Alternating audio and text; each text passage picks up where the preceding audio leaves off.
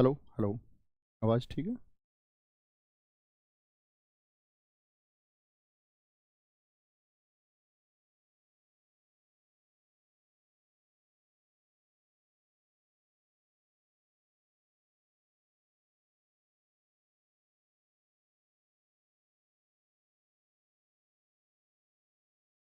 जय हिंद दोस्तों, मैं नवीन शर्मा आप सभी का स्वागत करता हूं। आशा करता हूं आप सब एकदम अच्छे हैं, एकदम बेहतरीन हैं। एक बार सारे प्यारे दोस्त बताएंगे आप सब कैसे हैं। उम्मीद करूंगा एकदम बेहतरीन होंगे, एकदम शानदार होंगे। हितेश कुमार, जगन्नाथ पांडे, अशोक, निकिता यादव, राजीव कुमार, शालिनी, नरेंद्र, अखिलेश, अजय सिंह, उमाकांत यादव, शिवम दुबे, सरस अहलावत, आंचल त्रिपाठी, नीतू यादव, शिवानी सैनी, सारे दोस्तों का बहुत स्वागत है। और हम लोग पढ़ रहे थे दोस्त आपका समास को। और समास में कल मैंने आपको बताया समास के कितने भेद होते हैं, तो एक बार बता दीजिए सारे दोस्त समास के कितने भेद होते हैं। और मैंने आपको बताया होगा कि हम सबसे पहला जो समास पढ़ रहे होंगे वो पढ़ रहे होंगे हम द्विगु समास। क्या? द्विगु समास। ठीक है, तो द्विगु समास को समझना है। द्विगु समास, द्विगु समास होता क्या है लिखेंगे, परिभाषा लिखना, परिभाषा ही समझ में आएगा। वह समास, वह समास एकमात्र पहचान है इसकी जिसका जिसका पहला पद, और पहले पद को हम क्या बोलते हैं? पूर्व पद। वह समास जिसका पहला पद यानी कि पूर्व पद संख्यावाची हो। वह समास जिसका पहला पद या पूर्व पद संख्यावाची हो और दूसरा पद प्रधान हो, और उत्तर पद है। और उत्तर पद, उत्तर पद कौन सा होता है? उत्तर पद हम बोलते हैं जो हमारा बाद वाला पद है। बाद वाला पद प्रधान हो। ठीक है, इसको हम कहते हैं द्विगु समास। जैसे जी एक उदाहरण के माध्यम से समझिए, बड़ा अच्छा शब्द है, अभी आपके सामने से गुजरे हैं नवरात्र। क्या बोलोगे? जैसे इसके उदाहरण हम देखें और मैं उम्मीद करूंगा फिर आप लोग समझ करके कुछ शब्द लिखने का प्रयास करेंगे। उदाहरण के लिए हम देखते हैं नवरात्र। नवरात्र, नवरात्र में दो अर्थ होंगे। दो अर्थ कौन से होंगे? तो मैंने बोला पूरा पहला पद जो होगा वो गिनती होगी, संख्या होगा, अर्थात संख्यावाची होगा। नवरात्र होता है जी 9 रातों का समूह, यानी एक संख्या के समूह की जब बात आएगी तो वह नवरात्र होगा। यानी कि जब संख्या के समूह की बात होगी, 9 संख्या का समूह, 9 रातों का समूह, तो 9 रातों का समूह हो गया नवरात्र। तो किसका बोध करा रहा है? एक 9 और रात्र मतलब रात्रि या रात। अच्छा, यहां पर बात 9 की हो रही थी मुख्य रूप से या रातों की बात हो रही है? सारे दोस्त एक बार बताएंगे। यहां पर जो बात हो रही है वह 9 की हो रही है या रात की? मुख्य शब्द कौन सा? रात है, रात 9 है। ठीक है, तो ये क्या हो गया इसमें? ये हो गया आपका कौन सा? उत्तर पद। और यही क्या है? प्रधान है। प्रधान का मतलब है मुख्य है, मुख्य है। और 9 क्या है? ये एक संख्या है। तो पहला पद क्या हो जाएगा? कोई संख्या हो जाएगी या गिनती हो जाएगी। तो पहला पद संख्यावाची होगा। बहुत बढ़िया, लिखेंगे एक बार। चौराहा लिखा है हमारे कुछ दोस्तों ने। चौराहा, चौराहा क्या होता है? 4 राहों का मिलन बिंदु। तो 4 संख्या है और प्रधान शब्द क्या है? राह, यानी कि रास्ते। 4 राहों का मिलन बिंदु है, 4 राहों का मिलन बिंदु है। कोई दिक्कत, कोई परेशानी इतनी बात में? अन्य शब्द लिखने का प्रयास करेंगे। जैसे त्रिवेणी एक शब्द होता है, तीन वेणी, वेणी बोलते नदी को, तीन नदियों का जो संगम है या मिलन है, त्रिवेणी हो गया। तिरंगा हो गया, तीन रंगों का समूह हो गया, तिरंगा तीन रंगों का समूह। पंचामृत पूजा में बनता है ना, सॉरी,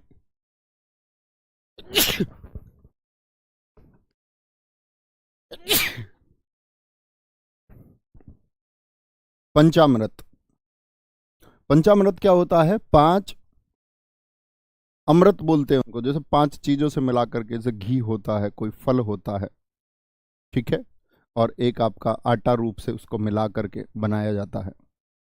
तो पंचामृत क्या हो गया? पांच अमृतों का समूह। जैसे कि हम बात करें त्रिलोक, तीन लोकों का समूह, त्रिलोक, त्रिलोक, बहुत बढ़िया। एक दोस्त ने लिखा है पंचतंत्र, बहुत बढ़िया जी। एक दोस्त ने हमारे ने लिखा है दोपहर, ये अच्छा शब्द है, दोपहर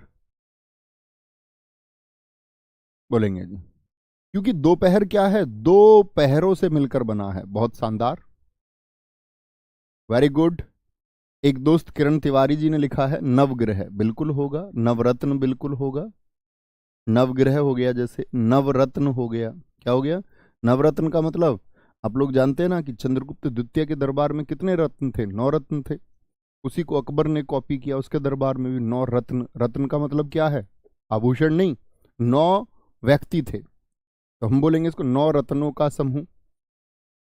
दशानन नहीं आएगा भैया इसमें, भैया दशानन को रख सकते हैं क्या? दशानन अगर विकल्प, जब मैं आपको बहुवीरी समझाऊंगा तब समझाऊंगा, दशानन आपका बहुवीरी समास है।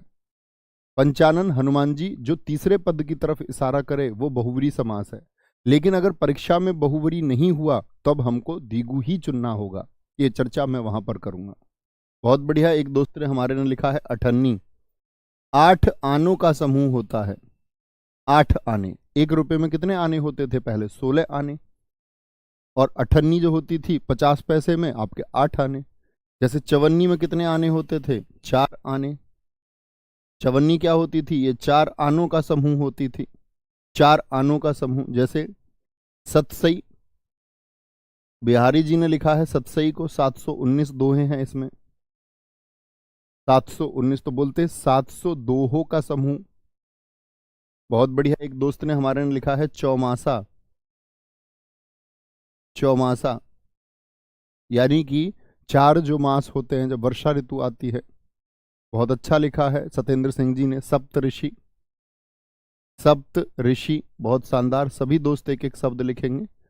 सप्त ऋषि, सप्त ऋषि, वेरी गुड, बहुत शानदार। अष्टाध्यायी, बहुत अच्छा लिखा है। 8 अध्यायों का समूह होगा दोस्त, अष्टाध्यायी। पाणी जी ने जब ग्रामर की पहली पुस्तक लिखी है, संस्कृत की जो ग्रामर है, संस्कृत व्याकरण की पहली पुस्तक है। दर्जन होगा कि नहीं गुरु जी? होगा, बिल्कुल होगा। दर्जन 12 वस्तुओं का समूह होता है, दर्जन 12 वस्तुओं का समूह होता है। एक दोस्त ने हमारे ने लिखा है दुपट्टा, बिल्कुल होगा। 2 पट्टों से मिलकर के बना होता है, द्विपट्टा, इसको बोलते हैं द्विपट्टा। सही शब्द होता है द्वि, द्वि यानी 2 पट्टा, इधर भी इधर भी। बहुत बढ़िया जी। अष्टभुजा, बहुत शानदार लिखा है। चतुर्भुज लिखा है हमारे एक दोस्त ने, 4 भुजाएं। क्या बोलोगे? चतुर्भुज मतलब 4 भुजा। भाई वाह, गजब। चारपाई बोला है हमारे एक दोस्त ने, बहुत शानदार, चारपाई। 2 शब्द और पूरे कराएंगे, ऐसे मानिए कि आप ही जानते हैं, मैं नहीं जानता हूं। तिमाही, छमाही बिल्कुल होंगे दोस्त जो भी लिख रहे हैं। सप्ताह मैं आपको कल ही बता चुका, सप्ताह मैंने आपको कल ही बताया है। आलोक जी पंचवटी एकदम सही है, पंचवटी एकदम सही है। चौधरी शिवाजी पंचवटी एकदम सही है। त्रिलोचन है सर, त्रिलोचन दरअसल में त्रि माने 3, लोचन माने आंख होता है, भगवान शिव को बोलते हैं। जो भगवान जी के नाम होते हैं वो बहुवीरी में जाएंगे। अगर बहुवीरी नहीं है तो वो मैं आपको तभी समझाऊंगा कि वो द्विगु में चला जाएगा। त्रिकोण बहुत अच्छा लिखा है, 3 कोणों का समूह। त्रिफला बहुत अच्छा लिखा है, 3 फलों का समूह, 3 फलों का समूह। क्या बोलोगे? त्रिफला, क्या बोलोगे? त्रिफला, बहुत अच्छा लिखा है। 3 फलों का, क्या बोलोगे, 3 फलों का समूह, सॉरी 3 फलों का समूह। शताब्दी हमारे एक दोस्त ने लिखा है 100 वर्षों का समूह होता है, बहुत अच्छा है। इतनी बात में किसी को कोई दिक्कत, कोई परेशानी, ये बताइए। यानी कि पहला पद क्या होगा, संख्यावाची होगा, द्विगु पहचान सकते हैं। द्विगु के बारे में एक विशेष नियम पर चलते हैं जो संख्याओं का नियम है, और बच्चे बड़ी गलती करते हैं। बहुत पुस्तकों में बहुत गलत जानकारियां भी लिखी हुई हैं। तो यहां देखना, मैं आपसे पूछूं एक संख्या में कौन सा समास होगा, सिर्फ एक दे दिया मैंने, एक, सिर्फ संख्या भी पूछ लेता, 2 3 4। मैं आपसे पूछ लूं 5 में कौन सा समास होगा, 6 7 8 9 10, फिर आपका 20, फिर आपका 30, फिर 40, फिर 50, 60, 70, 100, 1000, 1000। तो आप क्या बोलेंगे, इन सब में है जी द्विगु समास। अभी जान लीजिए बस, द्विगु समास होगा। यानी कि जिन संख्याओं के अंत में शून्य हो, मेरी बात समझना, जिन संख्याओं के अंत में शून्य हो, 10 के बाद की संख्याएं, आप एक एक शब्द लिखिए जिन सब के अंत में शून्य होता हो, जिन सब के अंत में शून्य होता हो, ऐसी एक एक संख्या आप सोच लीजिए। लेकिन क्या बोलोगे, अकेले जो अंक हैं 1 2 3 4, इकाई के अंक जिनको हम कहते हैं, जो अकेले अंक हैं, क्योंकि यहां से तो दहाई शुरू हो जाती है ना, 10 डिजिट्स, इन सब में भी द्विगु होगा।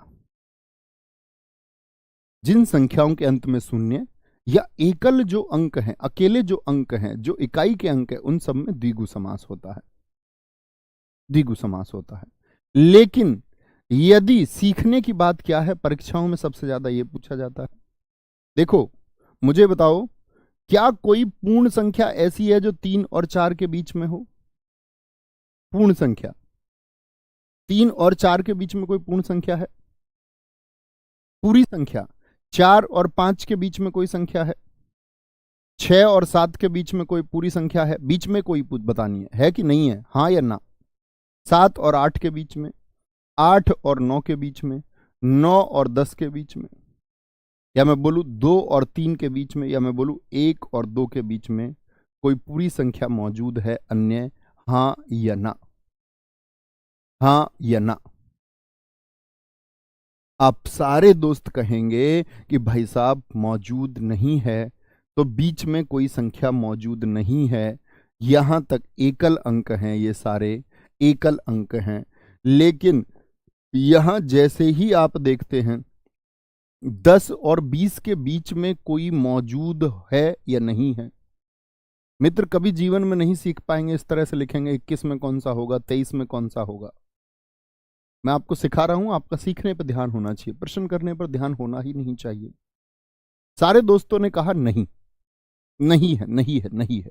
यानी कि आपको अगर मैं बोलूं, मैं आपसे यदि बोलूं कि 3 को तोड़िए, तो किस में तोड़ेंगे 3 को? क्योंकि 3 का विभाजन नहीं होता।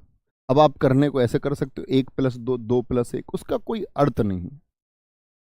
आप लोगों ने स्थानीय मान भी सुने होंगे, जातीय मान भी आप जानते होंगे, पूर्ण विश्लेषण वहां का होता है, वहां की बात नहीं करते हैं। जब आप 7 को तोड़ सकते हैं क्या? आप बोले 4 और 3 में तोड़ दो भैया, ये 5 और 2 में, ये कोई आधार हुआ? 10 को तोड़ दो भैया 5 + 5 में, ये कोई आधार हुआ? 8 + 2, 8 + 2 ही क्यों भैया, 7 + 3 क्यों नहीं? क्यों भैया 9 + 1 क्यों नहीं? तो कोई आधार नहीं मिलता तोड़ने का। ऐसे ही 20 को किस में तोड़े, कोई आधार नहीं। लेकिन इसके बीच में कौन कौन सी संख्याएं आ गई? 11, यहां तोड़ने का आधार मिल जाता है। 13, 14, 20 और 30 के बीच की कोई एक संख्या लीजिए, मैं बोल दूं जैसे 23, 26, कुछ भी, ऐसा नहीं कि सिर्फ 23 और 26, बीच में जितनी भी आएंगी, 21 से लेकर के 29, 31 से लेकर के 39, 41 से लेकर के आपका 49, 41 से लेकर के 49 के बीच की कौन कौन सी होंगी? जैसे हम इसमें ले लेते हैं 46, 51 से लेकर के 59 के बीच की 57 ले लेते हैं, और 60 से 70 के बीच की 68 ले लेते हैं, और परीक्षाओं में सबसे ज्यादा पूछा गया है 68 में कौन सा समास होगा। ऐसे ही अन्य देख सकते हैं आप, कुछ भी देखिए, मैं बोल दूं 73, मैं आपसे बोल दूं 87, मैं आपसे बोल दूं 96। तो यहां से एक बात समझनी होगी, यहां से एक बात समझनी होगी कि जो बीच की संख्या है जीरो के बीच में, इनमें कौन सा समास होता है। बीच की संख्या में होता है द्वंद्व समास। अभी आपने द्वंद्व समास हालांकि पढ़ा नहीं है, फिर भी मैं थोड़ा सा समझाऊंगा आपको।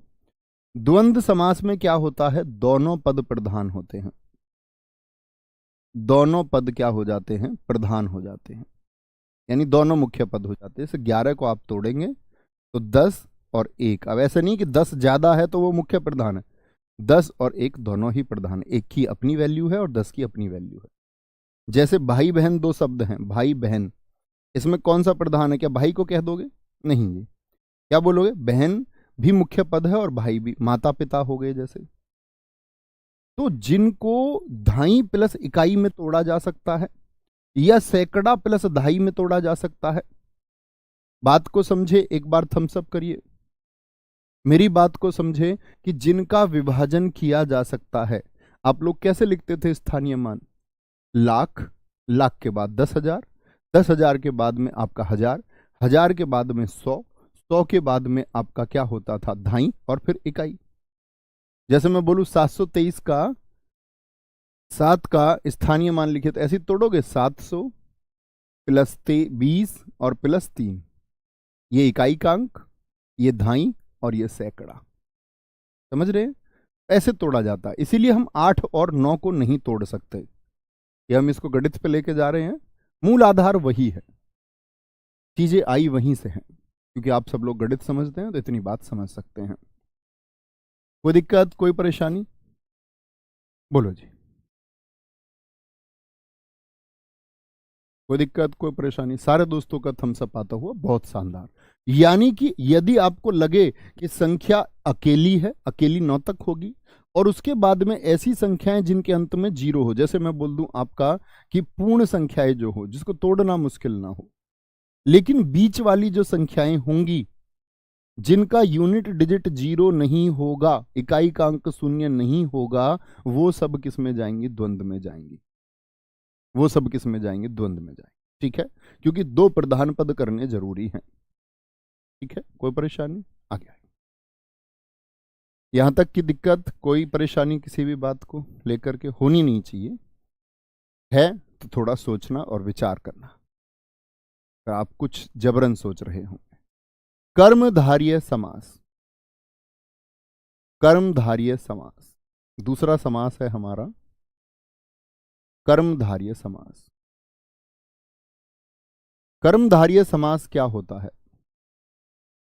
कर्मधारय समास क्या होता है, कोई दिक्कत, कोई परेशानी, सर जी ये कम समझ में आया, अजय जी अब मुझे तो नहीं लगता भाई साहब इसमें कम समझने जैसी बात है, एक बार फिर देखना, फिर भी समझने में ना आए तो फिर एक बार देखना, क्योंकि ये तो मैं समझूंगा कि फिर आपको गणित का ज्ञान नहीं है, और यदि गणित का ज्ञान नहीं है और अब समझाने के बाद भी नहीं समझ रहे हो तो फिर पहले गणित सीखना होगा। बहुत बढ़िया, शुभम यादव जी ने कहा भैया जी एक बात बोल सकते हैं, जिनका इकाई का अंक 0 ना हो वो द्वंद्व होगा। हाँ देख लेना वो टूटता भी हो, क्योंकि इकाई का अंक तो 1 भी है स्वयं। ठीक है, आगे आएंगे, कोई दिक्कत। और यदि शून्य अंक है इकाई का तो हम कह सकते हैं कि वो आपका क्या होगा। बहुत अच्छी परिभाषा आपने दी है, मुझसे भी अच्छी परिभाषा, बहुत शानदार, बहुत बढ़िया। एक बच्चे ने पूछा है 560 में द्वंद्व होगा क्या दोस्त, मैंने आपको अभी बताया, जिसके बाद में शून्य है, 560 के बाद में शून्य नहीं है क्या, कैसी बात कर सकते हैं आप ऐसे, फिर आप सुन क्या रहे हैं अभी तक, बड़े कमाल की बात है, फिर अभी तक अभी बताया क्या था। मैंने बोला 1 से तक की संख्याएं तो आएंगी द्विवीय में, लेकिन संख्या 1 अंक से ज्यादा की और इकाई का अंक यदि 1 से 9 है तब वह द्वंद्व होगा। अगर इकाई का अंक 0 है यूनिट डिजिट अगर 0 है तो वो आपका हमेशा सारे क्या होंगे, द्विगु समास होंगे। सत्यम गिरी जी बहुत अच्छा आपने लिखा है, बहुत बढ़िया। समझे बात को? इकाई का अंक जिसका भी शून्य है वो सब आपके द्विगु होंगे। ठीक है, कोई दिक्कत? सर जी द्विगु का भी में कोई समास होता? हाँ, द्विगु स्वयं में एक समास है। बड़ा अच्छा प्रश्न है अभिषेक जी, बहुत शानदार।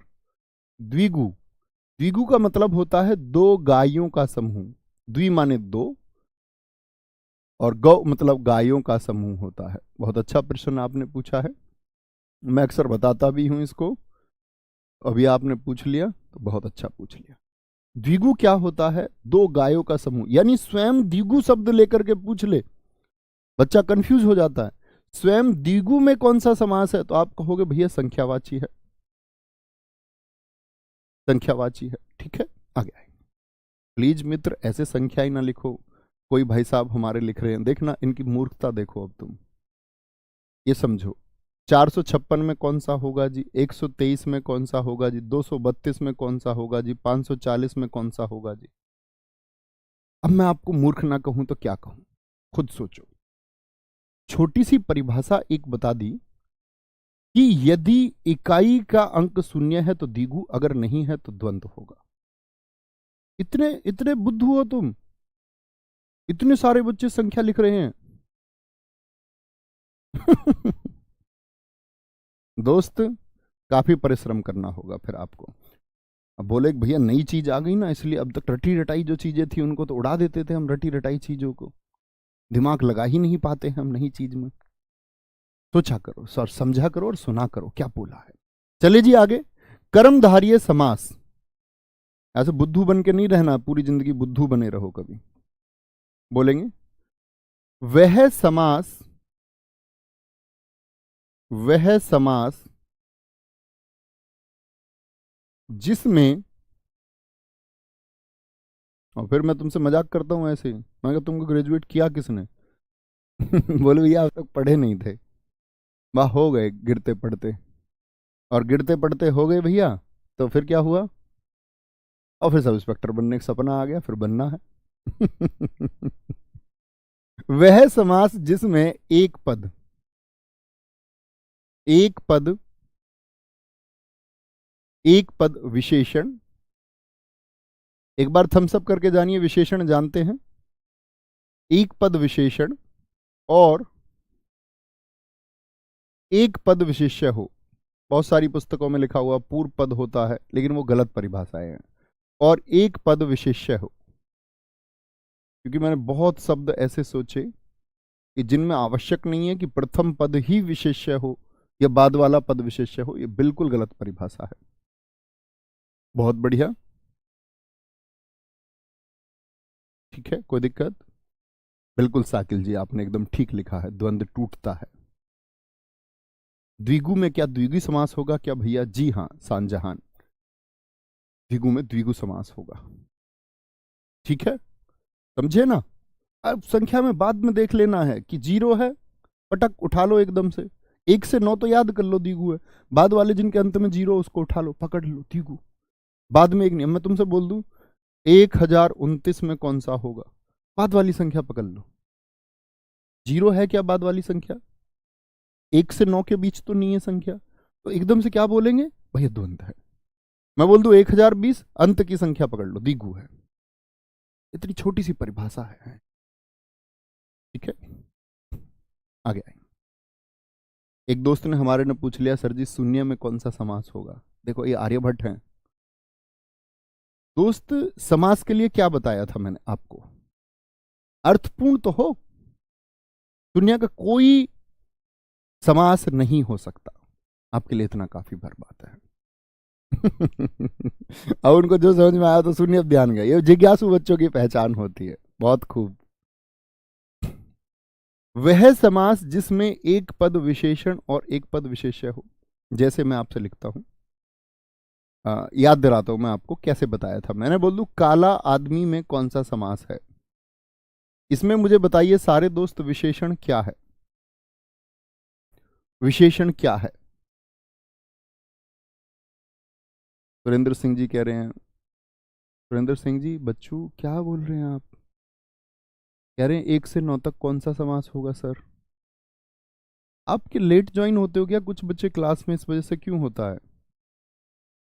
ये तो बता दिया ना कि 1 2 3 4 5 6 7 8 9 तक यदि पूछे तो द्विगु, और इसके बाद में जिनका इकाई का अंक शून्य है वो द्विगु, और जिनका इकाई का अंक शून्य नहीं है यानी कि वो 10 के बाद ही शुरू होंगी, सीधी सी बात है। यार तुम गणित कैसे करते होगे? तुम तो सम और विषम जैसी संख्याओं में तो बड़ा अटक जाते होगे, अगर तुमको एक के अंतर की संख्याएं समझ में नहीं आ रही हैं।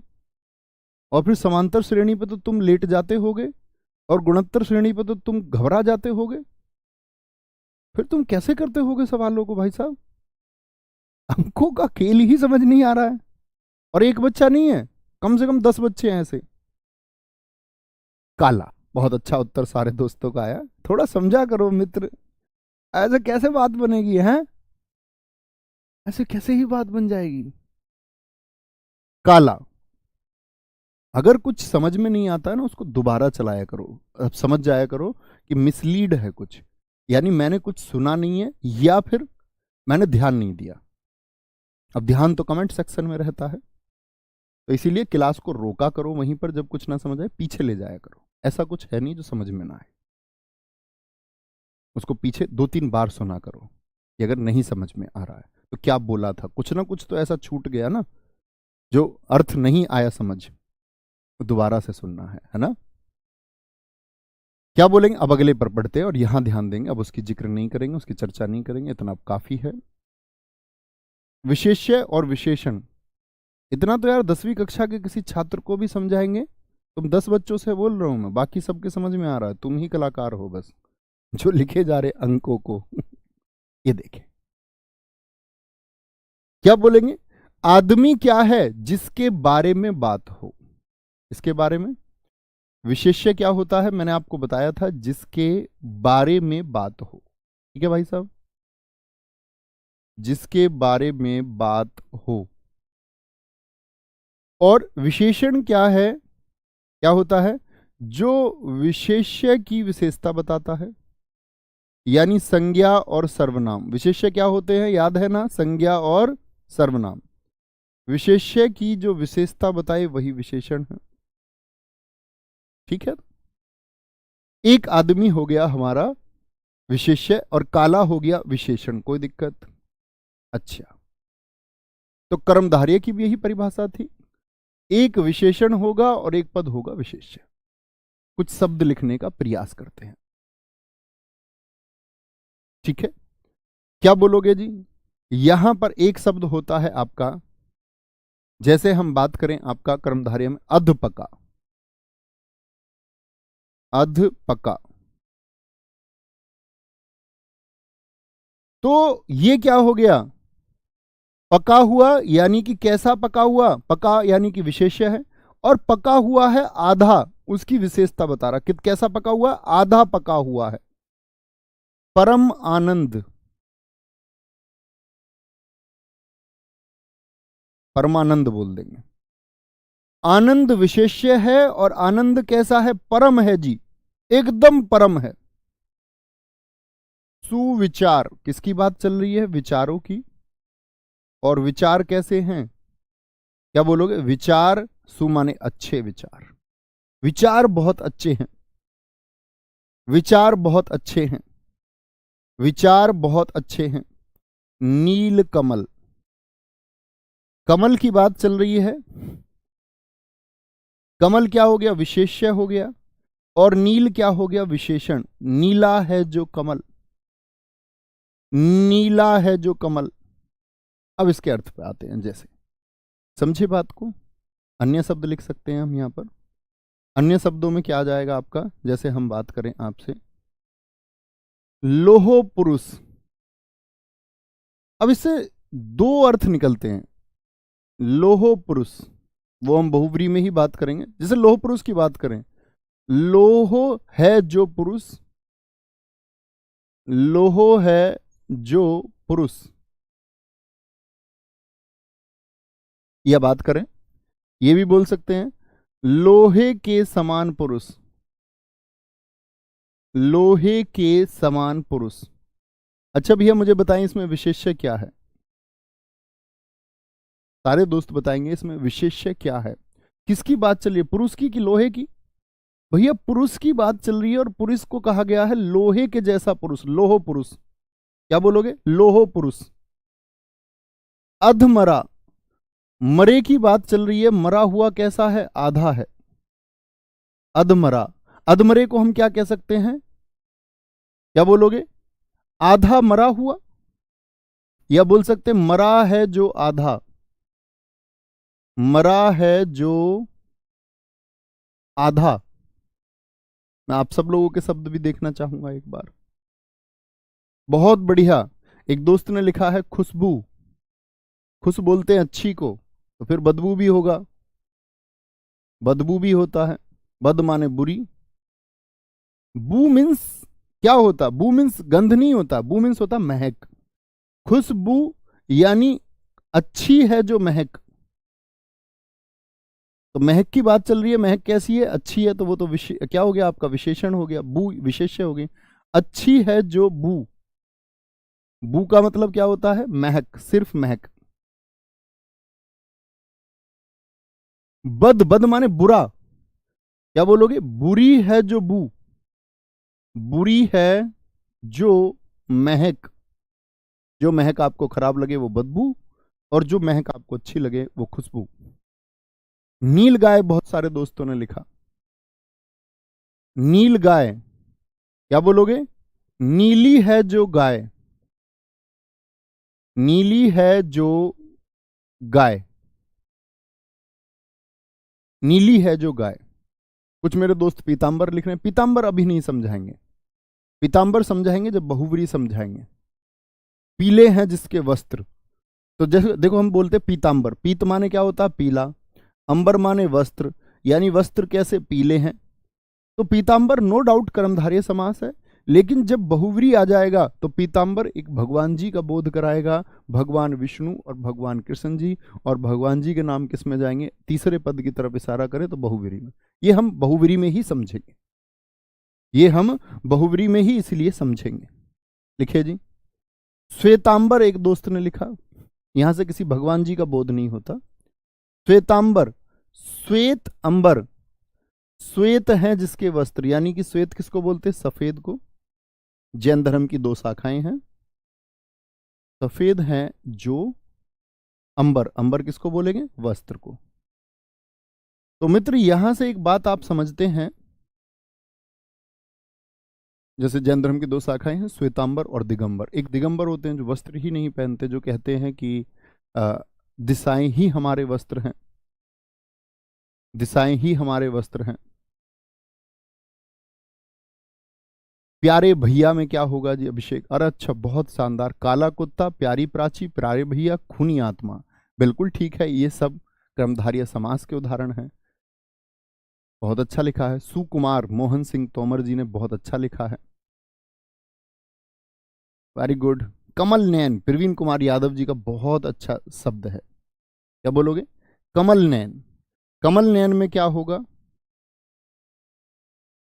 नयन कैसे हैं? कमल जैसे हैं।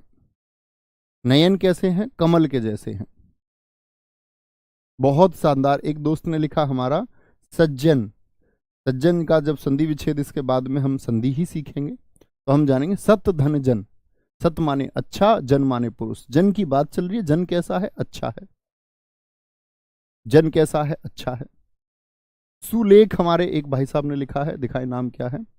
घनश्याम राजभर जी, बहुत बढ़िया। सुलेख, सु माने अच्छा और लेख माने लेखन, लिखाई। सद्भावना, एक हमारे दोस्त ने लिखा है बड़ा अच्छा। सद माने अच्छी और भावना, भावना की बात चल रही है। भावना कैसी है? अच्छी है, अच्छी है। नीलकंठ, बहुत अच्छा शब्द आप लोगों ने लिखा है, बहुत बढ़िया। कमल नयन बिल्कुल होगा जी। दुष्प्रभाव बिल्कुल होगा। बुरा प्रभाव, दुष्प्रभाव, प्रभाव इसमें विशेष्य हो गया और दुष् माने बुरा हो गया, दुष्प्रभाव हो जाएगा। बुरी आत्मा हो जाएगा जी, बिल्कुल होगा, क्यों नहीं होगा? आत्मा कैसी है? बुरी है। बस एक विशेष्य और एक विशेषण होना चाहिए, बुरी आत्मा, बुरी है जो आत्मा। मृत्युंजय यादव जी ने बड़ा अच्छा शब्द लिखा है महाकवि, और एक शब्द इन्होंने लिखा है चंद्रमुख। मुख कैसा है? चंद्रमा के जैसा है। ठीक है, बहुत बढ़िया जी।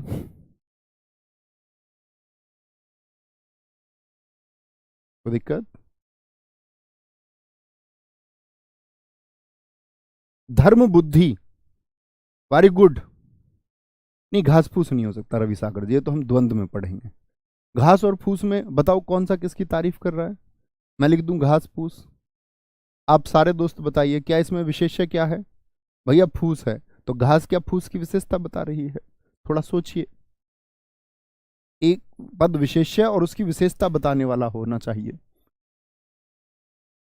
छोटे भैया हो जाएगा कि हाँ बिल्कुल हो जाएगा। चंद्रमुख है तो चंद्रमुखी भी हो जाएगा। सदाचार बिल्कुल हो जाएगा रूबी जी, बिल्कुल हो जाएगा। लालमणि हो जाएगा जी, बिल्कुल हो जाएगा, बहुत अच्छा शब्द है। नीलमणि, लालमणि, मणि कैसी है? लाल है। बहुत अच्छा शब्द आपने लिखा है, वेरी गुड। आप सब सोच पाते हैं, ये अच्छी बात है। क्रोध अग्नि हो जाएगा जी, बिल्कुल होगा। अग्नि कैसी है? क्रोध रूपी है। कोई दिक्कत, कोई परेशानी? थोड़ा समझ में आया? आगे बढ़ते हैं। आगे क्या बढ़ना है इसमें? अब आते हैं कर्मधारय समास के भेद, बड़े इंपॉर्टेंट है। और यहां पर जो बात, जो परिभाषा मैं आपको बोल रहा था कि किताबों में गलत है, वो यहां से आप भी थोड़ा समझ पाएंगे वो परिभाषा किस तरह से गलत है। लिखेंगे कर्मधारय समास के भेद। कर्मधारय समास के भेद। और कर्मधारय समास के भेद कितने होते हैं? आप हमेशा कहना 4 होते हैं। एक है विशेषण पूर्व पद। पूर्व पद तो जानते ही हैं, पहला पद होता है, यानी विशेषण जो है वो पूर्व पद होगा। विशेषण पूर्व पद, विशेषण पूर्व पद कर्मधारय समास। विशेषण पूर्व पद कर्मधारय समास होगा। दूसरा समास इसके नीचे लिख लीजिए अगली ही पंक्ति में। इसमें विशेष्य भी क्या पूर्व पद हो सकता है? हाँ जी, उदाहरण के साथ लिखेंगे विशेष्य पूर्व पद कर्मधारय समास। कर्मधारय समास। तीसरा आपका होगा विशेषणोभय। ये जरूरी है क्या जी कि दोनों, एक में विशेषण और एक विशेष्य, ऐसी ही परिभाषा हमने लिखी? ये भी जरूरी नहीं है। विशेषणोभय, क्या बोलोगे? सॉरी, विशोषण लिख दिया मैंने, माफ करना। विशेषण, विशेषणोभय, विशेषणोभय पद, क्या बोलोगे? विशेषणोभय। अब पूर्व पद तो बचा नहीं, विशेषणोभय कर्मधारय समास। इसका मतलब क्या होगा ये भी समझेंगे। और चौथा होगा दोस्त आपका कौन सा? विशेषोभय। विशेषोभय कर्मधारय समास।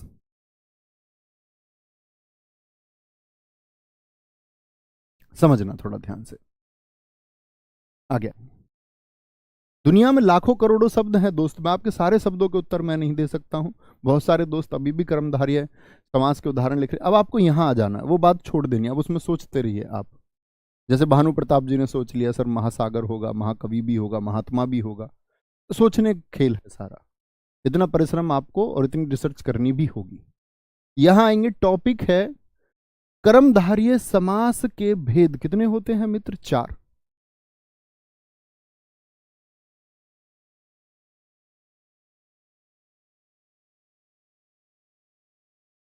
ठीक है, कर्मधारय समास के भेद कितने होते हैं? 4। पहले शब्द को देखिए, विशेषण पूर्व पद। भाई साहब विशेषण जानते हैं? हाँ जी जानते हैं। पूर्व पद जानते हो? हाँ जी जानते हैं, पहला पद होता है। कर्मधारय समास को जानते हो? हाँ जी जानते हैं। विशेष्य जानते हो? हाँ जी जानते हैं। विशेष्य पूर्व पद यानी पहला पद होता है कर्मधारय समास, जानते हैं? हाँ जी। यहां देखिए, सॉरी विशेषोभ्य लिख दिया मैंने इसको, विशेषणोभ्य होगा ये, विशेषणोभ्य। क्या बोलेंगे? विशेषणों भय। यहां देखिए ध्यान के, उभय माने क्या होता है? विशेषण और उभय माने होता है दोनों। जैसे आप एक शब्द देखते होंगे, उभय का अर्थ क्या होता है? दोनों। जैसे उभयलिंगी होते हैं, तो कौन से होते हैं? जो एम्फीबियंस होते हैं, उभयचर, जो दोनों जगह चलते हैं, जल पर भी और थल पर भी। तो उभय का मतलब क्या होता है? दोनों। जैसे मैंने लिंग में भी आपको बताया था, उभयलिंगी, जो दोनों लिंगों में प्रयोग हो जाता है। ठीक है, बोलो जी फटाफट से, क्या कहेंगे? तो विशेषण पूर्व पद कर्मधारय समास हो गया, विशेष्य पूर्व पद हो गया। इसमें क्या होगा? विशेषणोभय, यानी दोनों पद क्या हो जाएंगे? विशेषण हो जाएंगे। दोनों पद क्या हो जाएंगे? बोलो फटाफट से। दोनों पद, उभय माने दोनों, विशेषण। और यहां पर विशेषोभय, उभय माने दोनों, यानी दोनों पद क्या हो जाएंगे? विशेष्य हो जाएंगे। पहले और दूसरे में तो कोई परेशानी नहीं होनी चाहिए। इसमें क्या होगा? दोनों पद यानी कि पूर्व पद भी और उत्तर पद भी, दोनों पद क्या होंगे? इसमें विशेषण होंगे, विशेषण। और इसमें दोनों पद क्या होंगे, जरा बताएं। आप कहेंगे भाई साहब इसमें दोनों पद होंगे विशेष्य। इतनी बात में भैया जी कोई परेशानी किसी को? नाम जानने में कोई परेशानी? सिर्फ नाम का अर्थ जान रहे हैं, ठीक है। अच्छा, यहां देखना ध्यान से। अब भैया जिसमें विशेषण भी पूर्व पद हो ऐसा लिखें। जैसे मैंने ये लिख दिया, पीला वस्त्र। इसमें विशेषण बताओ कौन सा है? सारे दोस्त बताएंगे एक बार। पीला वस्त्र, इसमें मैंने पीला वस्त्र, इसमें मुझे बताएं कि भाई साहब कौन सा आपका विशेषण है। इतनी उम्मीद तो मैं आपसे कर सकता हूं, अब इतना तो सिखाया ही है। तो क्या बोलेंगे? आप कहेंगे भैया ये हो गया पीला। तो विशेषण पूर्व पद इसमें हुआ या नहीं? आप कहेंगे हाँ जी, ये पूर्व पद है और साथ में ये आपका पूर्व पद, इसमें विशेषण भी है। कोई दिक्कत, कोई परेशानी? ठीक है। अन्य आप सोच सकते हैं, इतने सारे अभी उदाहरण लिखे थे, उनमें से कुछ सोच सकते हैं, सोचना ही होगा। अब बात करते हैं कि विशेष्य अगर पूर्व पद हो जाए, पहला जो पद है वो विशेष्य हो जाए। जैसे चरण कमल, इसमें कमल की बात चल रही है या चरण की? बताइए, क्या बोलोगे? चरण कमल, उसके चरण कमल जैसे हैं, मतलब कोमल होंगे ना पैर उसके, तो इस वजह से बोल रहा है कि उसके चरण कमल जैसे हैं। चरण कमल, चरण कमल, या बोल दें आपका नयन कमल, बोल दे, कमल नयन नहीं, नयन कमल। तो आप कहेंगे भैया चरणों की बात चल रही है और यहां पर पूर्व पद क्या हो गया? और जिसकी बात चले वो क्या होता है? वो विशेष्य होता है। भाई कमल की बात छोटी चल रही है, बात चल रही है चरण की। एक दोस्त ने हमारे ने लिखा है नीला अंबर, बहुत बढ़िया, नीला अंबर हम यहां ले सकते हैं क्योंकि पहला पद उसमें क्या है? विशेषण है। और यदि पहला पद विशेषण है तो उसको बोलेंगे विशेषण पूर्व पद। कोई दिक्कत? सारे दोस्तों ने लिखा जी चरण की बात चल रही है, चरण की बात चल रही है। चरण कमल बंदो हरिराई, चरण कैसे हैं? कमल जैसे। चर्चा किसकी चल रही है? चरण की, ठीक है। अच्छा, अब बात आई कि दोनों के दोनों विशेषणोभ्य, और यहां से एक शब्द निकल के आता है और बड़ा चर्चित शब्द है कृताकृत। पूछा जाता है कृताकृत में कौन सा समास होगा? कृताकृत में होता है किया और बेकिया, दोनों ही क्या होंगे? विशेषण है, किया भी और बेकिया भी, दोनों के दोनों विशेषण हैं। किया हुआ और नहीं किया हुआ, दोनों ही क्या भाई कार्य को बताते हैं ना, ये किया काम, तो क्या हो गया आपका? ये भी विशेषण हो गया। मैं आपसे बोलूं एक बात, किया कार्य, इसमें मुझे बताओ किसकी बात चल रही है? आप कहेंगे कार्य की बात चल रही है, ये विशेष्य है। और कार्य क्या है? किया कार्य है। कैसा कार्य है? किया हुआ कार्य है। या मैं बोल दूं एक है बेकिया कार्य, कार्य कैसा है? जो किया हुआ नहीं है, तो ये भी विशेषण हो गया, ये विशेष्य हो गया। समझे बात को? तो कर्ता कृत बड़ा प्रचलित है, बहुत बार परीक्षाओं में पूछा गया है, कई बार पूछ करके इस भेद भी दे देता है, ये चारों ऑप्शन दे देता है और कर्ता कृत में क्या होगा। टीजीटी परीक्षा का पूछा हुआ प्रश्न है, बड़ा चर्चित प्रश्न है। विशेषोभ्य यानी कि जिसमें दोनों के दोनों क्या होंगे, इसको बोलते हैं हम आपका आम्र वृक्ष। आम्र वृक्ष, आम्र वृक्ष को मैं बच्चों को हमेशा, सॉरी आम्र मैंने गलत लिख दिया है, आम्र वृक्ष आपका एक, मैं इसको बताता था हमेशा आम्र गाछ, बहुत बार बताया है। गाछ का मतलब भी क्या होता है? वृक्ष ही होता है, वृक्ष ही होता है। देखो जरा ध्यान से। अब मैं आपसे पूछूं कि आम्र माने आम हो गया, तो बात किसकी चल रही है? आम की। और बात वृक्ष की भी चल रही है, तो दोनों के दोनों की बात चल रही है यहां। तो दोनों के दोनों क्या हैं? दोनों पद क्या हैं? दोनों पद क्या हैं? आपके विशेष्य हैं। क्योंकि ऐसा तो नहीं चल रहा है, अब मैं ये बोल देता काला आम, कतले आम बुलंदशहर है, काला आम, तो आप कहते भैया आम काला है, एक विशेषण एक विशेष है। मैं कह देता ऊंचा वृक्ष, तो आप कह देते वृक्ष की तारीफ बताई जा रही है कि वृक्ष ऊंचा है या नीचा है, ऊंचा है और नीचा। लेकिन यहां पर दोनों पद प्रधान है कि नहीं है, सॉरी दोनों पद विशेष्य हैं कि नहीं है।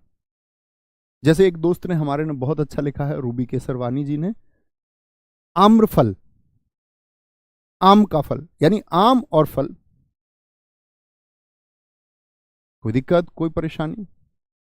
एक शब्द होता है आपका रसांकुर, तो रस और अंकुर दो शब्दों से मिला है। तो रस और अंकुर दोनों का एक दूसरे से कोई लेना नहीं, रस का अपना एक संज्ञा शब्द है और अंकुर एक संज्ञा शब्द है। विशेष्य होने के लिए क्या होना पड़ता है? संज्ञा या सर्वनाम, ये मैंने विशेषण में समझाया था आपको। तो मुझे बताओ आम एक संज्ञा शब्द है कि नहीं है? हाँ या ना? हाँ भैया, आम जातिवाचक संज्ञा है। वृक्ष एक संज्ञा शब्द है या नहीं है? आप कहेंगे हाँ जी, वृक्ष भी जातिवाचक संज्ञा है। तो अगर दोनों संज्ञाएं हैं तो विशेषण तो नहीं हो सकती, और यदि दोनों संज्ञाएं हैं तो दोनों ही क्या हो गए? विशेष्य। याद है मित्र विशेष्य की वो परिभाषा जिसमें मैंने कहा था कि संज्ञा और सर्वनाम को ही हम विशेष्य कहते हैं, संज्ञा और सर्वनाम को ही हम विशेष्य कहते हैं। कोई दिक्कत, कोई परेशानी? बात समझ में आई? कोई दिक्कत, कोई परेशानी? सर जी आपने देखा है काला आम बुलंदशहर, मेरा जिला बच्चे जिला बुलंदशहर ही है।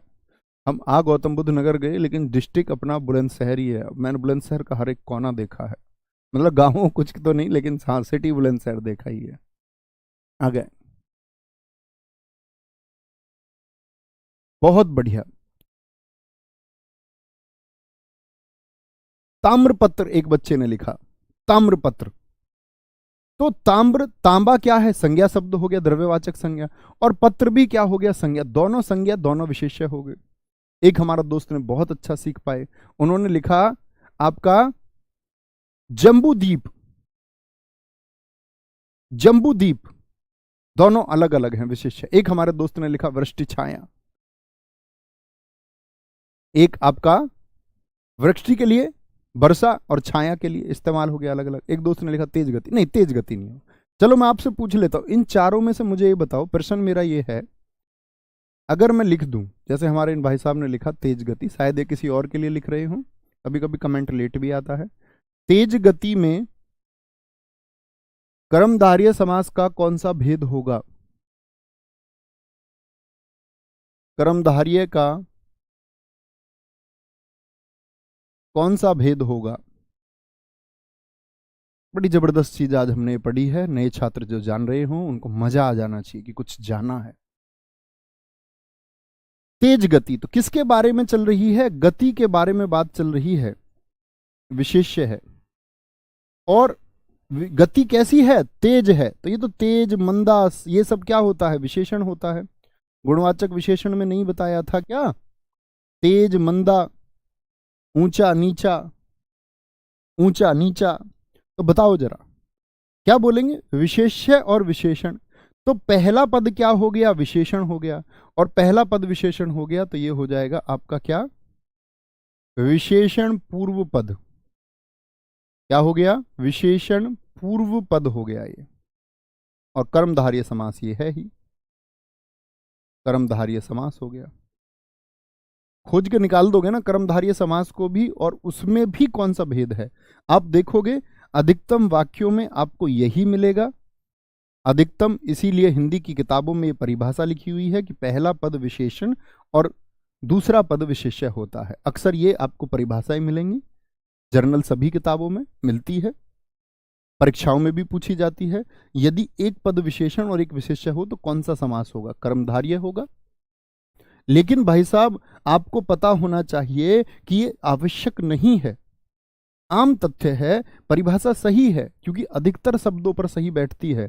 आपको अधिकतर विकल्प भी इसी के मिलेंगे, लेकिन आप कहेंगे 3 अन्य भी होते हैं, ऐसा नहीं है कि होते नहीं है। ठीक है, तो उम्मीद करूंगा आपको समझ में आया होगा। मिलते हैं दोस्त आपका कल नहीं सॉरी सोमवार को मिलते हैं। Thank you. जय हिंद, जय भारत, जय मां सरस्वती। पढ़ते रहिए, आगे बढ़ते रहिए। Thank you.